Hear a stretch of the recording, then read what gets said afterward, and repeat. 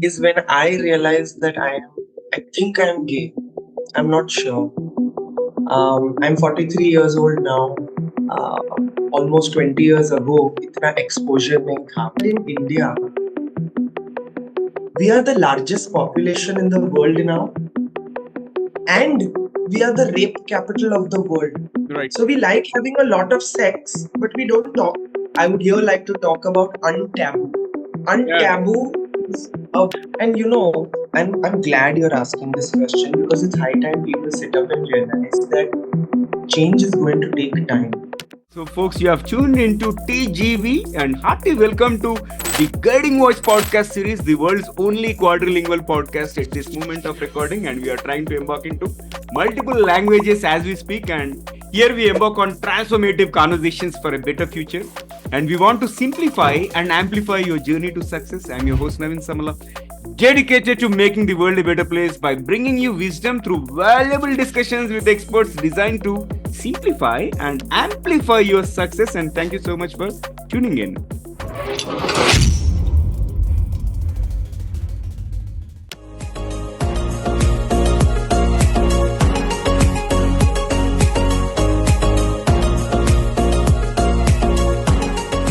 Feroza Engineer is the dynamic founder and CEO of Feroza & Co. And she has over 21 years of experience working with 450 plus organizations. As a performance coach, powerhouse facilitator, and leadership development expert, she deconstructs complex behavioral skills into practical everyday applications. And Feroza is passionate about bringing authenticity and humor into real life challenges, transforming them into opportunities for growth and learning.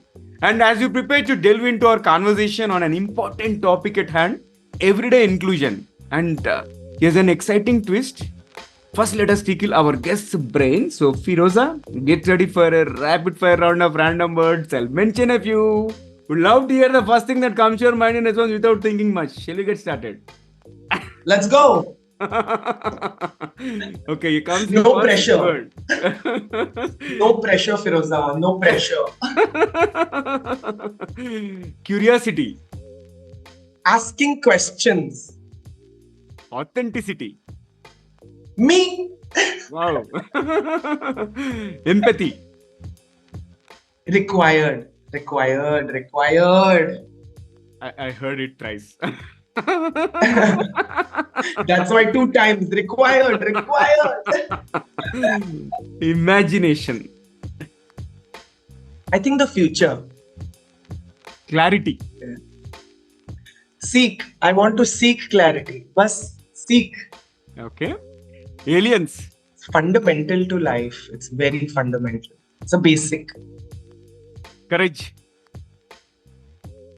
15 seconds. It does not take more than that. 10 seconds. 5 seconds. So courage is seconds. Few seconds. Love it. Transformation. I think it's a decision. I deeply feel it's a decision. Awesome. Inclusivity. Yeah. Every day. Every day. Not just the Pride Month, not just June, right? Awesome. And it comes the last one, future. Hopeful. Amazing. And I loved your energy. You have loads of energy. Thank you so much for participating in the first rapid fire round so sportively. And Feroza, hearty welcome to TGV, the Guiding Voice. How are you doing today? I'm being so excited for this podcast. I mean, really, you're doing such a fab job. And the kind of guests that have come on your podcast, it's been a tremendous learning. So again, no pressure, Feroza, but I am right here. Thank you, Naveen, and thank you, audience. Thank you, folks, for listening to us. Pleasure to have you. And let's get the ball rolling. And as always, I'd like to begin with the success mantra. Talk to us about top 3 things that have contributed to your success so far. I think these are my brand values. When I started as an entrepreneur 5 years ago, I didn't have a plan, a structure, a strategy, a team, nothing. But I still spent 45 days with my brand designer Sujata Moraes, wonderful human being, where we took time that if I want to start a company, if I want to work with people, what should I be standing for? So I think my success are also my values, and there are three of them. Number one, trust. I really think where I am today is a reason of compounded trust over a few decades. So trust and being trustworthy is a secret sauce or whatever you call it for success. Number two, relatability. If I can't relate to you, how am I going to contribute to your success? Yeah. If you don't relate to me, how will you allow me to nudge you, to challenge you, to give you some tough love while I'm coaching you? So relatability is literally very, very important for success, at least for me. And number three, authenticity. This is also a brand value, and this is also a personal value that doesn't matter. I don't have to be any less of me to make more of you feel comfortable. I'm going to repeat that. I'm not going to be any less of me to make more of you feel comfortable. So, trust, relatability, and authenticity. Naveen, kaisa laga? Amazing, amazing. I love the statement. I don't want to be less of me to make more of you, right? And most importantly, second point is something which I'm coming across for the first time out of 700 conversations. You will not believe it. Relatability. Wow.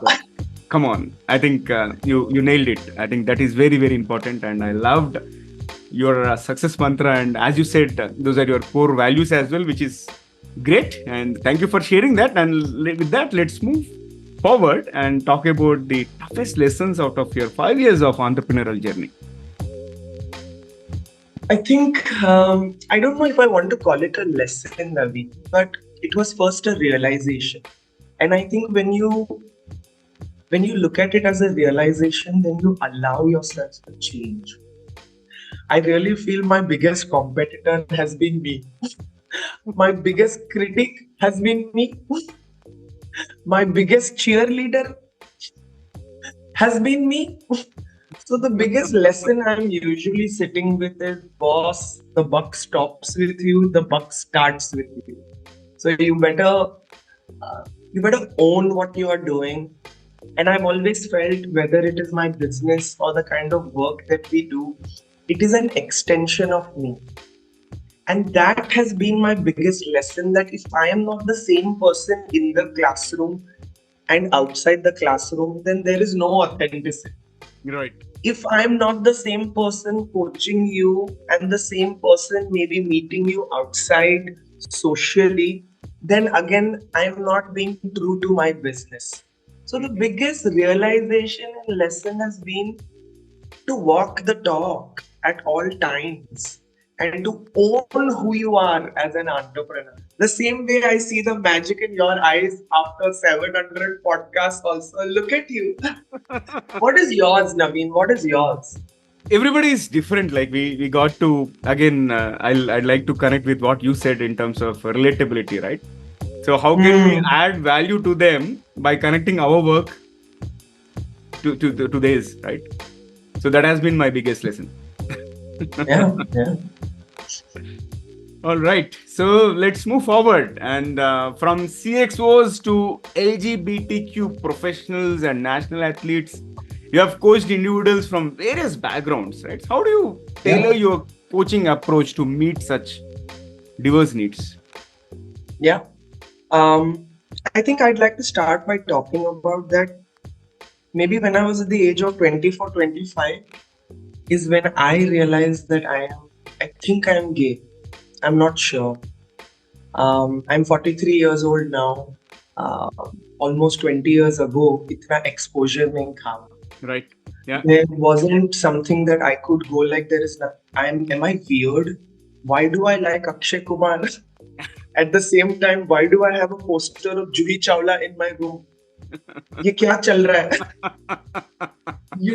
So very later I realized that I want to be like Akshay Kumar. I don't like him, but I want to be like him. But I like Juhi Chawla. I like Chitrangana. So very soon I realized that if I accept the diversity within, then I will be open to accepting somebody else's diversity. And maybe because of my experience with Dale Carnegie, because of my work as a psychology student, when this mind opens a little, you are deeply able to understand that everybody is unique. So when you design a coaching process, it has to be relatable for that person.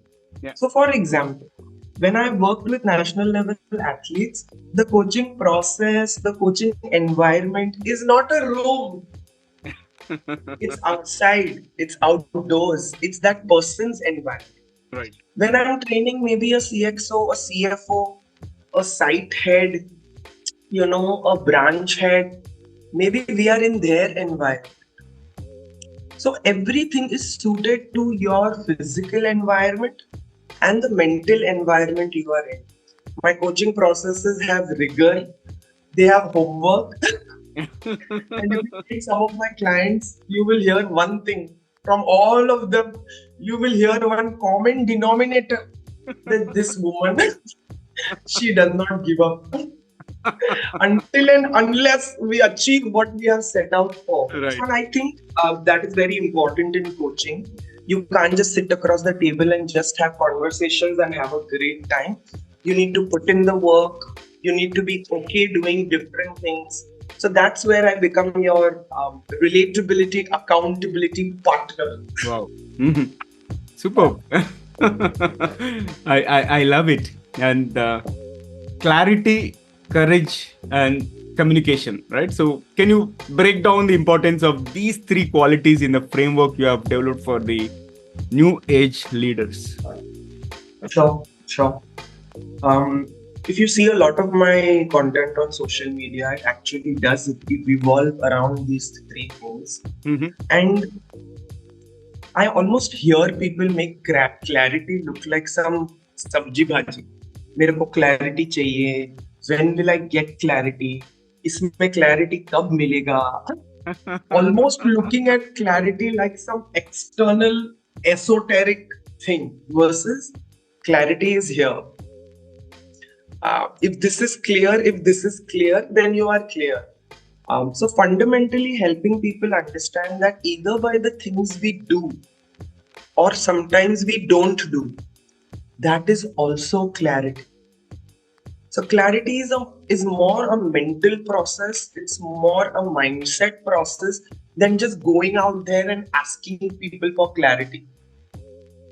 It is something that you need to do or don't do. Let go. Let go में भी clarity है. जितना clarity है to do something, there is clarity to let go. And that brings me to the second ingredient, courage. Because again, this word is so abused, overused. Right. Have a courageous conversation. Why don't you have courage? Courage. And that's why I said courage is literally 10 seconds, Naveen.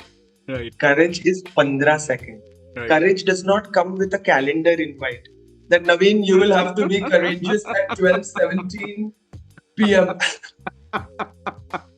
No. Courage is in the moment. Courage is you giving yourself a chance. Should I say this? Should I reply to this email? Should I hold my anger and later talk about it? Should I talk about this bias? So courage is very in the moment and not something that you can forever keep planning for. So more that you are courageous, you will realize what your courage threshold is. And then comes the most defining thing, communication. अब ये सारा clarity और courage का मैं क्या खिचड़ी बनाऊं? If your communication is not in line with what you want. Because more than not, Naveen, I have always seen in my experience, people will ask me things like, can you help me build the courage to say no? I can't say no, Feroza. I need training on assertiveness skills. I need training on influencing. I'm like, when you are saying no to things, can you also please have the clarity on what you are saying yes to? Yep. People don't focus on that. People just focus on saying no. So it's like, okay, no, I don't want to be a part of this. But then what is your yes? Where is your clarity in your yes? If there is clarity in your yes, then there will be courage in your no. Yeah. And that's when your communication will be relatable for somebody else and yourself. So, yeah. I hope I'm not confused you further, Naveen. No, I was not at all confused, and it is very clear. And I just wanted to ask an offbeat question, like, were you part of Toastmasters anytime? Toastmasters, I have not been part as a student, but Okay. during my Dale Carnegie days, Mhm. I was part of the Toastmasters in the Vizag chapter. Oh. We were working with the chapter in Vizag, teaching the Toastmaster trainers a public speaking. So I have actually done that years ago. Yeah. Years ago. Good. Because I am an active Toastmaster at this time and also big fan of that philosophy as such. So I could see all those aspects in you. That is the reason for this curious question. And on that note, before I move to my next question, I would like to thank Kavita Garla for making this conversation happen and for connecting me with the amazing Feroza Engineer. And thank you, Kavita, once again. Let's move forward and we'll talk about the today's topic, okay, everyday inclusion. And I'll tell you a brief background about the support for LGBTQ and diversity and sustainability. All these are very dear to me because these are things which are which should not be spoken momentarily or only during that particular occasion or something of that sort. In fact, that's the reason I host people from all walks of life, from diverse backgrounds, and I don't have a specific time saying that I have to do these kind of conversations only during month of June so that I get visibility. No, if you are truly aligned with the purpose, right, these kind of conversations can be discussed every day, right? There is no, as you said, right, you don't have to wait for 12, 17 to bring that particular courage. So likewise, that is my understanding about inclusion part. So I would like to hear from you, what is this everyday inclusion and why is it needed? Sure. First of all, what I help people understand is you cannot understand one topic without understanding the other. Mm-hmm. What do I mean by that? If you need to understand inclusion, you also need to be open to your bias. Right.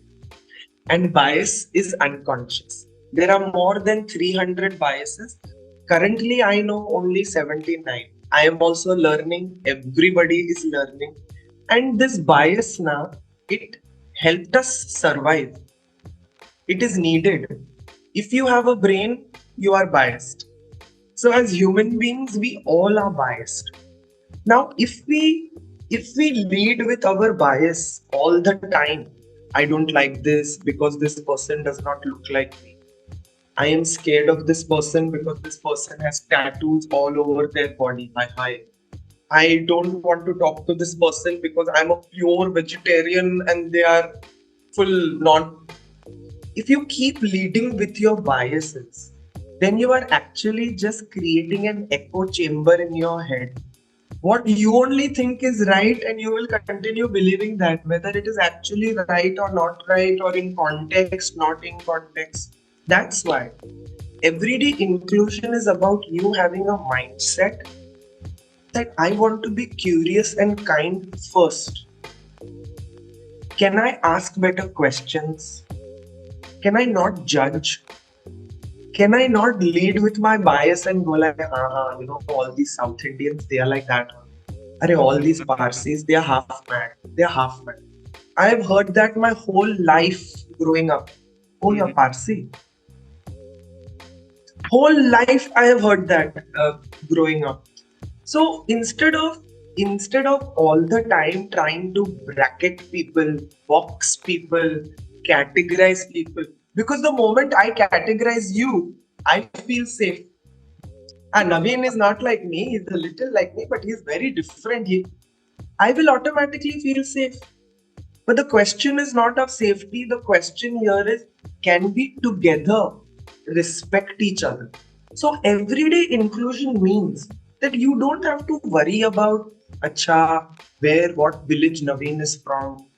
Acha, when Naveen says he's from the community, what does that mean? Acha, what is the policy currently going on? Acha, why is this called she, he, they, pronouns? Kya bolu? It's none of that. All of that learning can come later if you are able to lead with three things. This is a Harvard study, Naveen. This is also not just something that I am saying, but years have been spent in understanding that if you have to be inclusive on an everyday basis, then what can you do or what do you need to do? Number one, be a little conscious of the language you are using. So be a little inclusive with that. If you don't know something, ask. So for a small example, usually leaders whom I work with go like, what do I call her? Is she, you can just ask.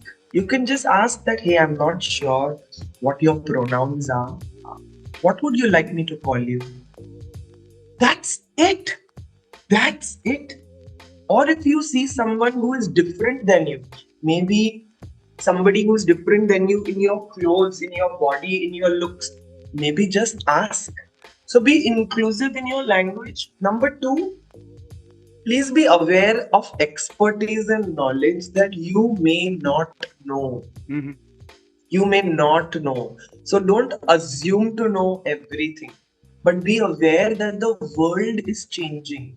Like, we never knew that DEI right now will become so big the way CSR was 10 years ago. But now everybody is talking about it. So can you talk? Can you ask? Can you challenge yourself a little? Because Naveen, ek cheez hai, science. Science is such a thing that whether you and I agree with it or not, it exists. Right. Whether you and I believe in or not, we like it or not, it exists. So when we look at community members from the LGBTQI community, sexual orientation is not a preference.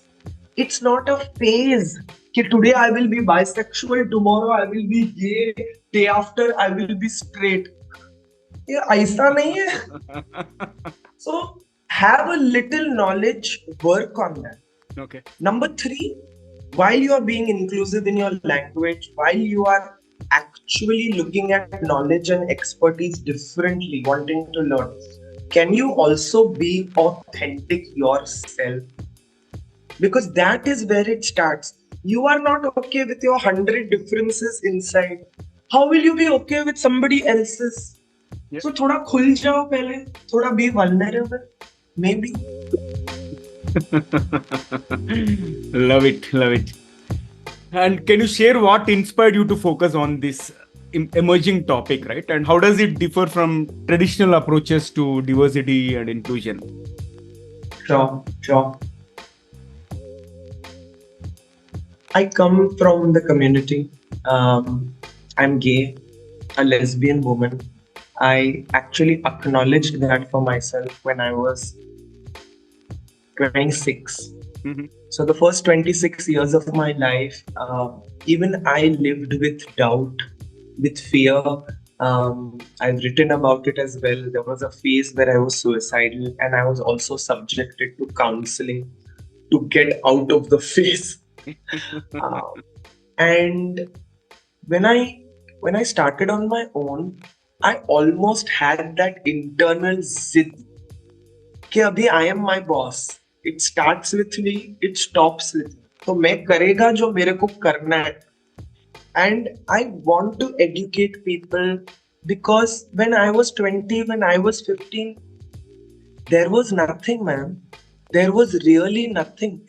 There was either पागल खाने जाओ, doctor के पास जाओ, or just die. Right. Yeah. So it comes from that place as well, that if now I am in a place where I have a voice, I have a platform, I have a community, then maybe I want to talk about this not as a subject matter expert. Like, I want to slap people who call themselves subject matter experts in DEI. There is nothing like that. You are learning, I am also learning. Everything is work in progress. Yeah. So reasons are personal. They are also related to creating some form of authenticity in education also regarding these things. Yeah. Yeah. Okay, a while ago you mentioned about 300 plus biases, out of which I think you guys were able to understand about 69, 70 of them, right? So can you briefly talk about those biases, any of them? Sure. Sure. So I'll urge the audience to spend a good time understanding this, because this is the bedrock of all our communication. This is the bedrock, or it's like a foundation. The way we think, the way we articulate, and then the way we talk. Everything is linked to bias. Bias comes from the field of heuristics, heuristics. Please, audience, read up on this field. However, why is it important for you and I on an everyday basis, especially when we go to work, right?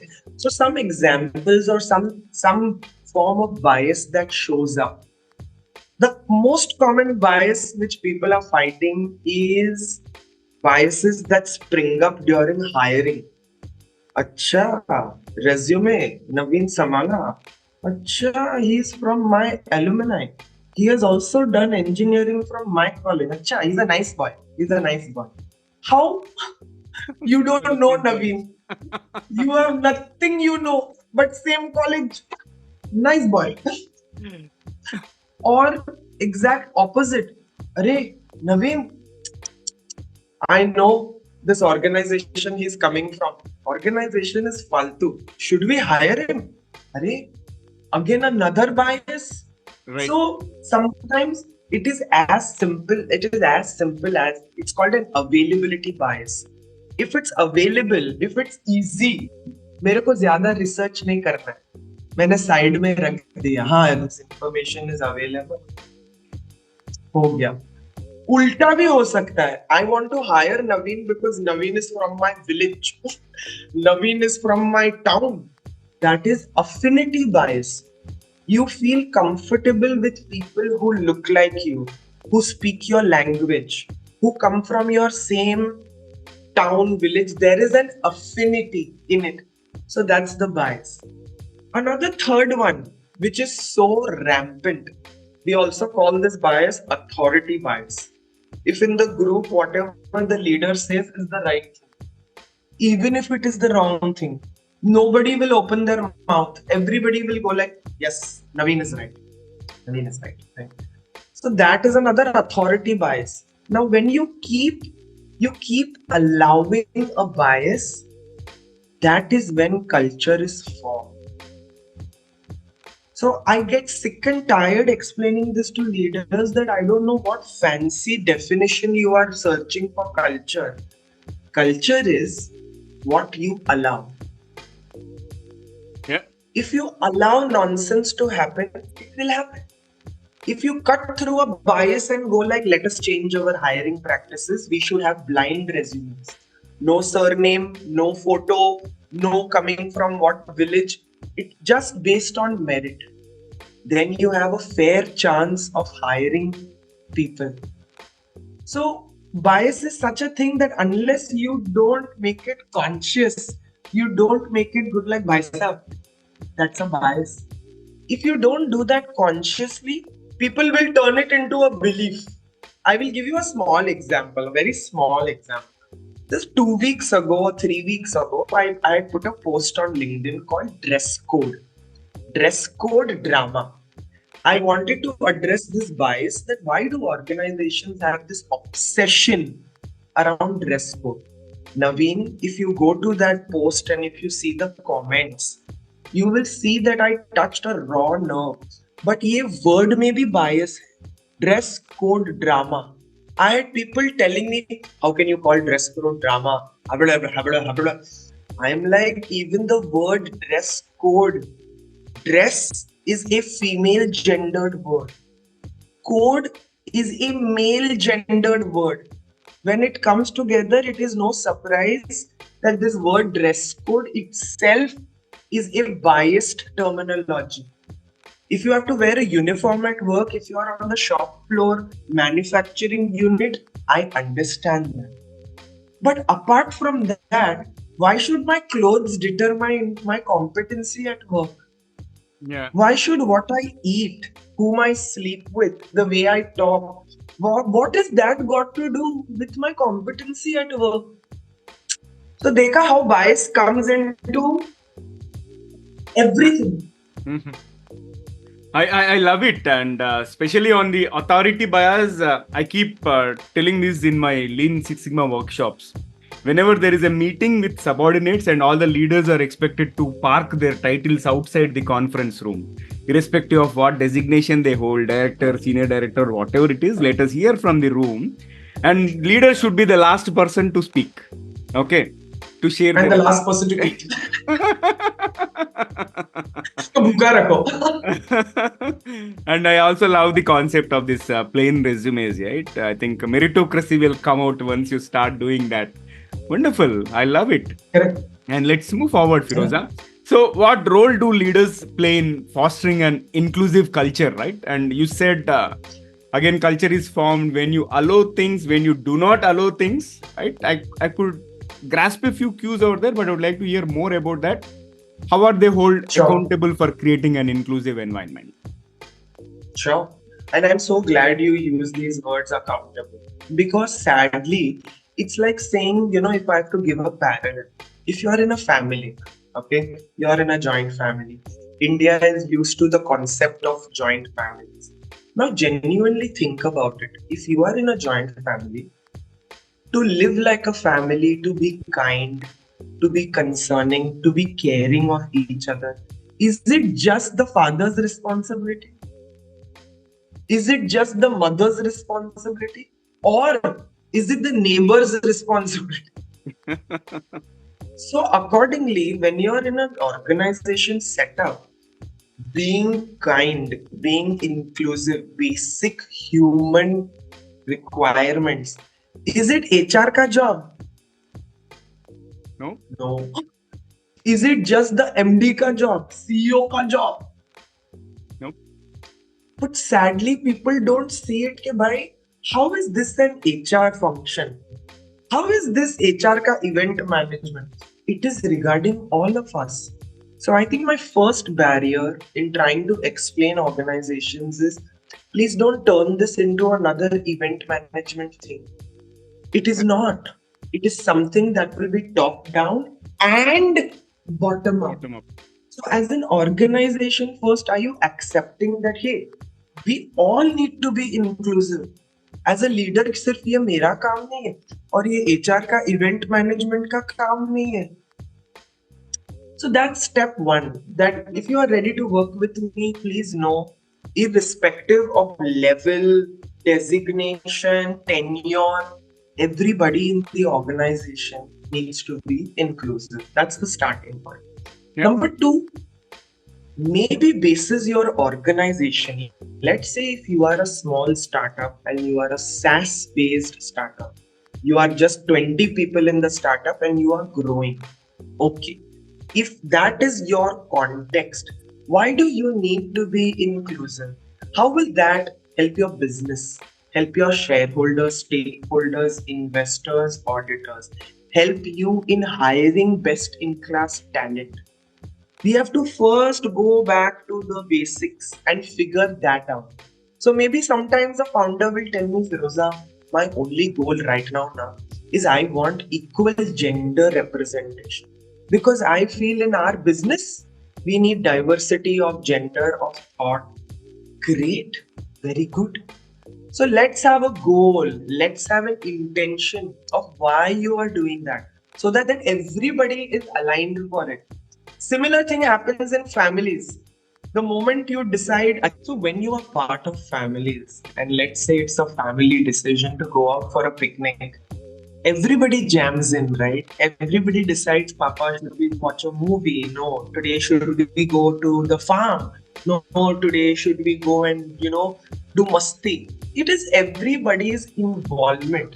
Similarly, if in an Indian society, if we keep saying, my team is my family, my team is my family, it's not.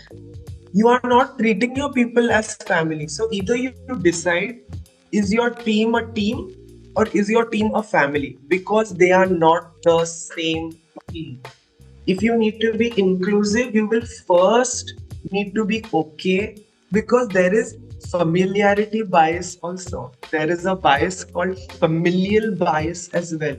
If I feel that you are very family, like my family, I will be nice to you. So there is a bias there itself. So that's why in organizations, is there a reason for you to be inclusive? Yes, there is. Let's figure that out. Second, is everybody aligned that we need this? And then we move to education and skill building. Because skill building workshops never changed a culture. And they are never going to. Doing workshops and training programs, again, it's like saying family setup. Will your picnics save a family? Maybe yes, maybe no. Unless and until the family sits down, talks, addresses, only then. Amazing. I love your perspective there, Feroza. And let's move forward and talk about the specific behaviors and actions that you encourage leaders to adapt. Again, to foster an inclusive workplace. Of course, you have clarified it is not just the leader's responsibility. But one thing, what is sure, right? Because I'm also into a role in corporate wherein we try to bring in change within the organization from the process behavior perspective, because I'm a certified master black belt in Lean Six Sigma, and we encourage people to think differently, question the status quo, come up with innovative ways of doing things. Right there, one thing what we have noticed is unless and until we have the top leaders support and push, things are not going to change. Right, that is one of the reasons why I'm asking this question. Correct. And I'm glad you're asking this question, because it's high time people sit up and realize that change is going to take time. Yeah.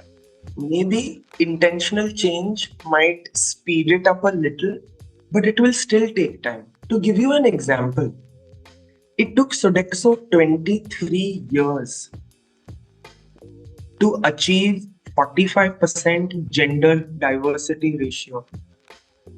They are still not there. But with such a huge workforce, your feet on street, your field workforce, 23 years, yes. MasterCard were the first ones to introduce equal pay parity. Men and women, irrespective, if you are in the same designation, same level, you should ideally be getting the same salary. It took Microsoft 20 plus years to get MasterCard. It took MasterCard 20 plus years to get there. So more than anything, Naveen, I really feel a lot of organizations right now are playing catching up.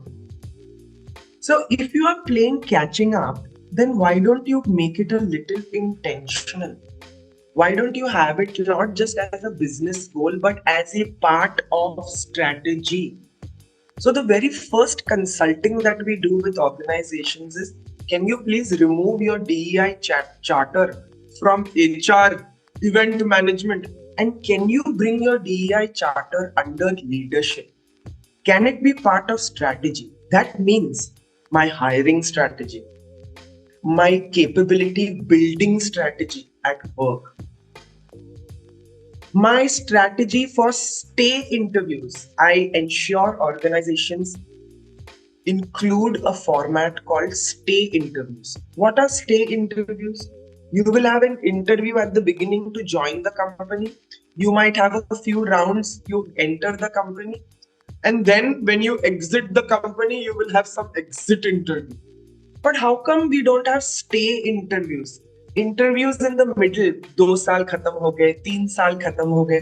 How are you feeling, Naveen? What could we do? You then get to know that as my employees are changing, is my culture changing with them? What can I do to make my team members feel belonged? Because belongingness is an outcome of your diversity and inclusion initiatives. If you feel belonged in an organization, then you are ready to work hard. Then you are ready to put the midnight oil. Then you are ready to risk. But if I don't feel safe, if I can't talk about the problems that are going on at work, if I can't talk about I'm going through a divorce, if I can't talk about I am a caregiver for my ailing father at work, then how the hell am I going to feel belonged and do any work that you are asking me to do? Nahi hoga. So ideally, as leaders, can we set up a system and a structure that first allows people to openly talk about these things? As a country, we are very good with one emotion. Do you know that emotion, Naveen? Which I feel as a country, we are very good with this emotion. Can you guess? Pity. No, galat jawab. The emotion I'm talking about is shame. Shame. Oh. We don't want to talk about things. We don't want to address them. I have sometimes leaders telling me, Feroza, please come and do a session on inclusion, but please don't talk about bias. Don't talk about bias. Are kaisa? Kaisa hoga? So shame as an emotion is something we really need to work on as a country. Only then will we talk about sex education more meaningfully. Because Naveen, have you ever thought, tell me this, I'm going to ask you this one. Yeah, sure. Have you ever thought that in India, we are the largest population in the world now, and we are the rape capital of the world. Right. So we like having a lot of sex, but we don't talk about it. We don't educate our children growing up. And now we are also the rape capital of the world. Can you see this too? Right.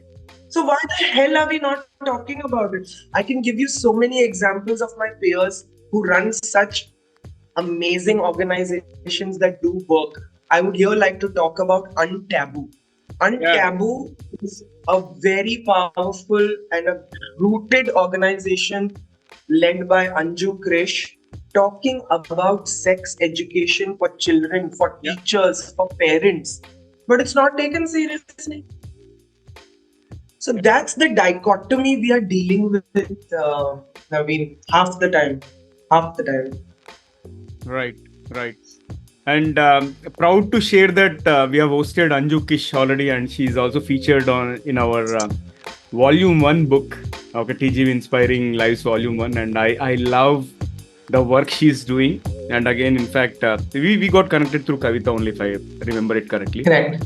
Amazing lady, and the way she deals that sex education, right? It is also super good. Like it, the kind of story she narrates and everything is awesome. And I think we have to encourage those kind of powerful leaders, okay, in spreading the word. And I'm glad you quoted about her. Wonderful. And this has been fabulous conversation, and it's time for us to add some more spice and some more excitement to the episode. If you're ready. All right. Let's kick off more spice round.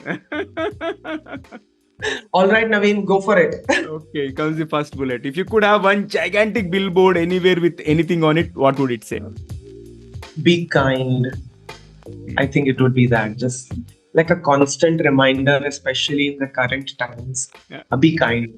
Just be kind. And can you describe yourself in just one word? Free. Want to be free? Free. And yes. A book that has had a profound impact on your life. Oh my God, there are so many. Naveen, no, this question oh my God. This man is right here, Dale Carnegie. He's right here. I read his book, How to Win Friends and Influence People, in the 9th standard. I did not understand it then at all. But I think that's where my journey started, that I want to do this. And that's why Dale Carnegie is right here next to my parents. There is no Bhagwan. So I think his work and his first book, How to Win Friends and Influence People, lasting impact on my life. Yeah. The fact is that book was launched in 1936, but the concepts are still relevant, and it is still one of the top selling books, right? And for those of you who have not read the book, I think it is a must read, guys, and there is a lot to learn. Absolutely. Yeah. Thank you. And I'm going to say this on record, that what Dale Carnegie spoke about ages ago, you are hearing the Jay Shettys and the Simon Sineks and the Ankur Warikoo. Everybody is now doing lipstick, bindi, kumkum. He has been talking. He's the legacy right here. Awesome. Love it. And what is your favorite leadership quality? I love it when my leader or somebody whom I look up to, when they listen attentively. I really see that missing. Yeah. Okay, guys, come on. Listening to this episode, you know what to do. Exactly. Attentively listening. Are you here? Right. Superb. Right. And what is the best piece of advice you have ever received? I'll tell you. One of my mentors told me once that when I was going through a very rough patch in my life where I was not able to decide, should I do this, should I do that? And he very casually said, Feroza, don't take too long to say no, and don't hurriedly say yes. Wow. And that has stayed with me. Okay, Baba, I do not want to take so long to say no, and I don't want to every time hurriedly also say yes. So balance that. Amazing. I love it. And what is the most challenging aspect of coaching CXOs? Oh dear God, their bloated egos. So if I have to say that what usually happens in the first 3 sessions as part of our process and what we have created is in the first 3 sessions opening their mind to unlearning. Mm-hmm. Because if you don't make space, if you don't declutter here, whatever we are going to go through, it is just going to jam further. So even if when you understand, learning styles and learning behavior, the very first place is putting your ego aside. That is unlearning. So usme thoda time lagta hai for people to go like, oh, but I have done it like this only. Are you telling me I should change my style overnight? I'm like, yes, stylistically we are asking you to change, not your substance. So explaining to leaders what is their leadership substance and what is their leadership style. Because style can be changed, style can be tweaked. Do not worry. So yeah. I love it. And here comes the last one for the second rapid fire round. Other than attentive listening, what is a leadership trait you believe every leader should cultivate? And maybe my answer is for the leader right now. Okay, maybe post-pandemic, leadership styles, the way you lead has also changed. That's why my focus with senior leaders especially is your ability to be, your ability to display diversive curiosity. Did you know that there are types of curiosity? One of them being diversive curiosity, which means if you are in a business meeting, you don't understand something, don't get irritated, ask better questions. If somebody is giving you an answer or if somebody is challenging you and your status quo in a board meeting, in a town hall, on a phone call, don't get irritated, don't start ghosting. Instead, maybe look at different possibilities, demonstrate some diversive curiosity. I think that is not something leaders do easily. So my work is a lot around those chotu tweaks. What did you say? How could that be different? Could you have asked better questions? Now that you are deeply listening, good. Now let's move to the next step. Can you ask better questions? Can you demonstrate that you are curious and not furious? So that is my little tick, tick, tick, tick, tick, tick. Let's take the leader ahead. Amazing and creative responses to the second rapid fire, and let's flip back to the mainstream. So Feroza, what emerging trends in diversity, equity, and inclusion are you most excited about?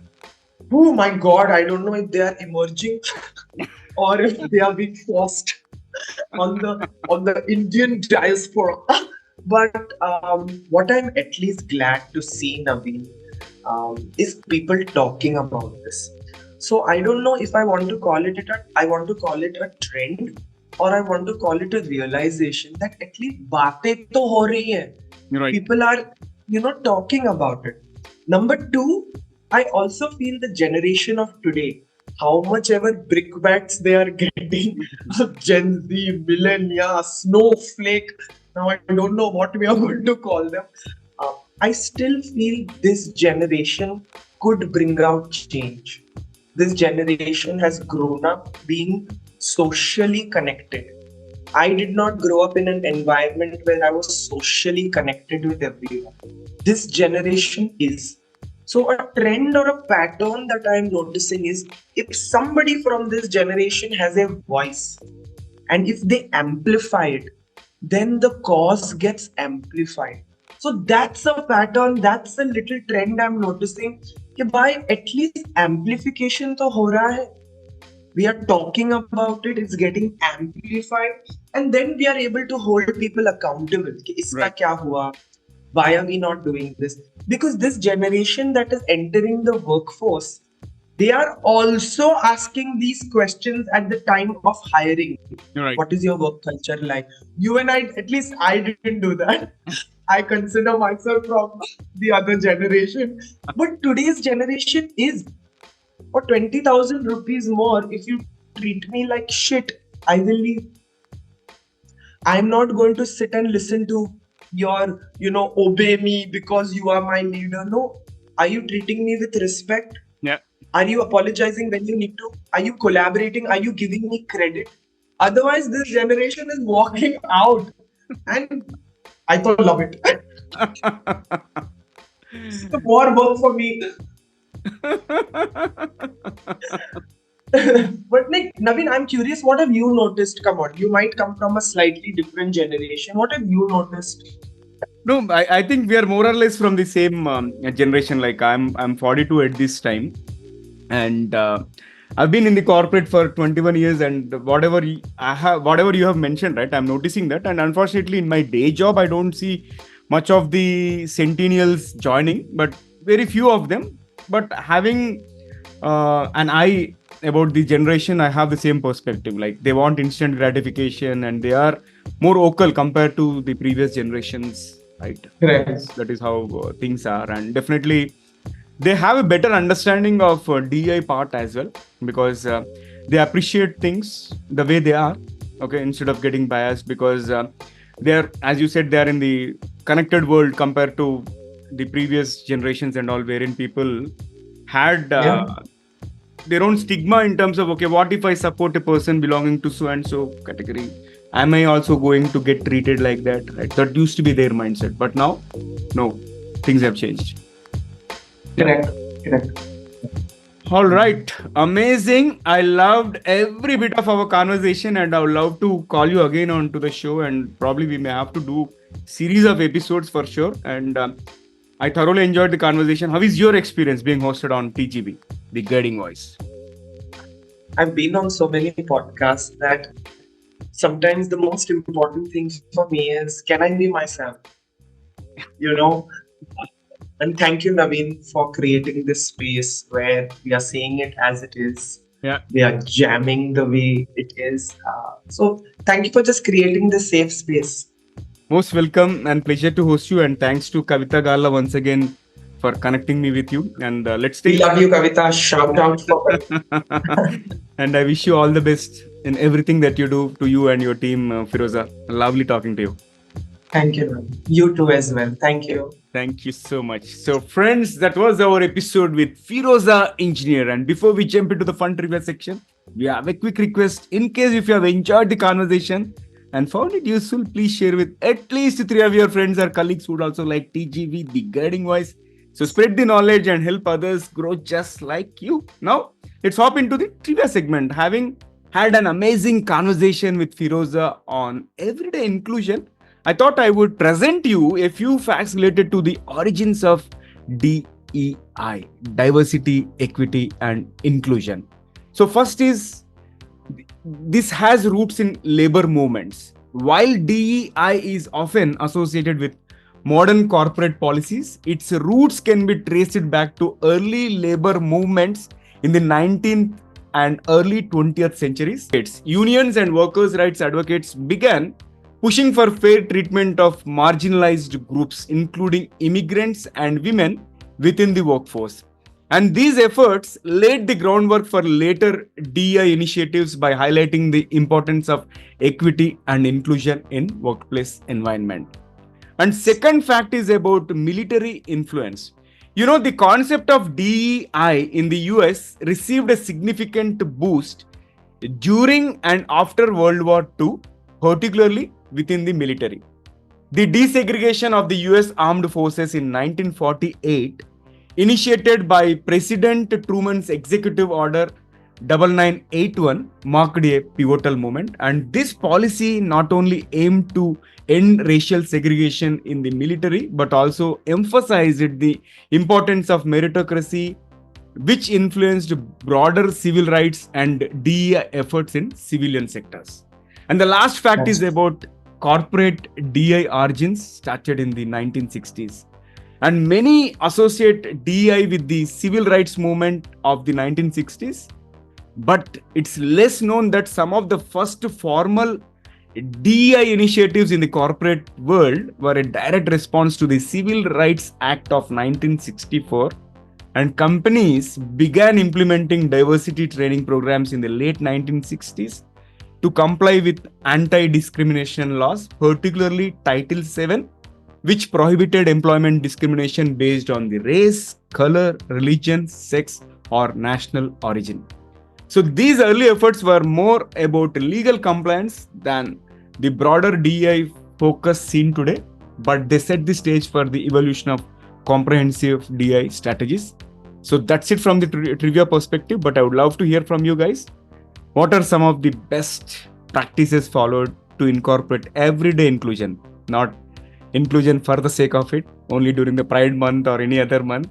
Do let me know. And if you know any leader who is really following these best practices in terms of making the culture everyday inclusive, do let me know about them. We would love to host them on the show. And folks, thank you so much for tuning in and also for being part of our awesome TGV family. We'd love to hear from you. So do not hesitate to share your ideas, feedback, and let's create content that resonates with you. I'm your host Naveen Samala, a lifelong learner, and my goal is to have impactful conversations that simplify and amplify your life's success. And until next time, take care, stay inspired, and remember, the best is yet to come. Good.